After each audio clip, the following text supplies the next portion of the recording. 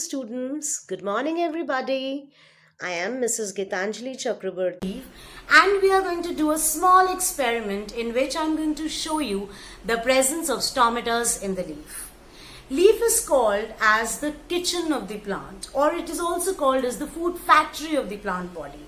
Just like in our homes, kitchen is that part of our home where food is being prepared, food is being cooked. In a similar manner, in the plant body, it is actually the leaf where the food is being prepared and manufactured by the process called photosynthesis. For the process of photosynthesis, there are four raw materials that are very important. First, carbon dioxide, second, chlorophyll, third, sunlight, and fourth, water and minerals. It is only with the presence of these four raw materials leaves or plants are able to manufacture their own food. Now in this small study, I have collected a few leaves from my garden area, and here you can see the leaves of different sizes and structure. This is the smallest leaf that I could collect from my garden area, and if you can see this leaf here, a different size, a different shape, and if you can see in the boundary or the borders, there is a different arrangement. I move on to the next leaf that I've collected from the money plant. Again, the size is different, the shape is different, quite tapered at the top end. Now this is one more leaf that I collected. The leaf is slender and slightly elongated, if you can see. Now this is a leaf which is slightly bigger in size. I have a similar leaf from the same tree again. Can you see the difference in the sizes? Yes. Now one more leaf that I could find from my garden, and that was a leaf which was slightly elongated again. Yeah. And this is the leaf that was the largest and the biggest that I could collect from the garden area. Now in this leaf, if you can see, there are patches. There are patches, yellow patches in the center, and there are green patches in the boundary. So here the yellow patches is because they don't contain chlorophyll, and the green patches means that the chlorophyll is present in these greener areas, right? So these are the different shapes and the sizes of leaves that I've collected for you. Now, I'm going to make you understand the different parts of the leaf. So I'm going to take this leaf. The size is convenient enough for you to understand also. Now, in this leaf, first of all, look at the place where my pen is pointing. This is the topmost portion of the leaf. It is also called as leaf apex. Now the boundary or the border of the leaf, it is called as leaf margin. Now this flat green area, this entire, the largest portion of the leaf, the flat green area is called as lamina, or it is also called as leaf blade. Right? Now if you can see a small stalk here, it actually connects the leaf to the stem. The stalk is called as petiole. When this petiole runs into the leaf, can you see it is running from the central portion of the leaf. This forms the midrib or the main vein. From the midrib, there are many branches, connecting branches coming out. These are called as veins, or they are also called as side veins. So these are the different parts of the leaf. Now I've already prepared the parts of leaf for you. The apex, the topmost portion, and the boundary, which is called as leaf margin. The flat green portion is the lamina or the leaf blade. This is the petiole which connects the leaf to the stem.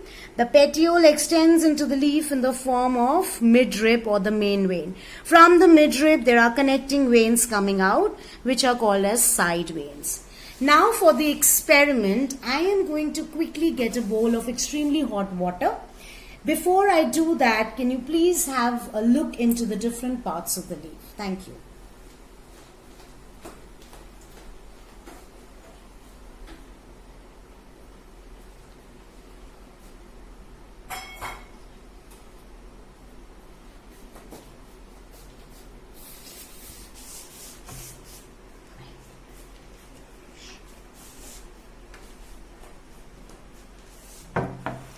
Okay, so we don't require much of a material for this. Whatever material I had in home, I'm using it. I have taken a glass bowl. You can take any bowl or a utensil of your choice. The reason I've taken a glass bowl so that you can see the observation and the results carefully. And I have just poured extremely hot water in it. You can see actually, the fumes coming out. You can do this experiment at home, but since you are dealing with extremely hot water, so you need to be very cautious and you have to do it only under the supervision of your parents or any other adult in your home, right? So for this experiment, a glass bowl and just hot water. Now I'm going to take one of the leaf from here. Now stomatas are nothing but tiny pores which are present on the leaves, and the stomatas are mainly present on the underside of the leaf. This is the upper side of the leaf, this is the underside of the leaf, right? So stomatas help in the exchange of gases, exchange of carbon dioxide and oxygen, and they also help in the process of transpiration. Transpiration is the process of loss of water from the leaves. The excessive water is lost from the stomatas, and this is called as transpiration. Now for this experiment, I am going to place the leaf in the hot water, making sure that the underside is facing towards me so that the experiment and the observations are much more clear. Now gently place the leaf in the hot water, right? Make sure you don't burn your hands. Now the moment you put the leaf in the water, I'm going to slightly submerge it. Yes. Now if you zoom it nicely, you can see the tiny bubbles coming out from the underside of the leaves. These tiny bubbles are nothing but oxygen gases coming out from the stomata, right? So oxygen is produced when photosynthesis occurs, right? Carbon dioxide is converted into oxygen. This oxygen is coming out from the stomatas, from the tiny pores, and this experiment clearly proves that yes, plants also breathe just like we do. They have stomatas in them. This experiment confirms and shows the presence of stomatas in leaf. Now before I wind up, a quick brush up of what we did. We studied about the different types of leaves, different shapes and sizes, and then we moved on to the different parts of the leaves, right? And finally we did a small experiment with just two materials, and that is we just needed a glass bowl and some extremely hot water, right?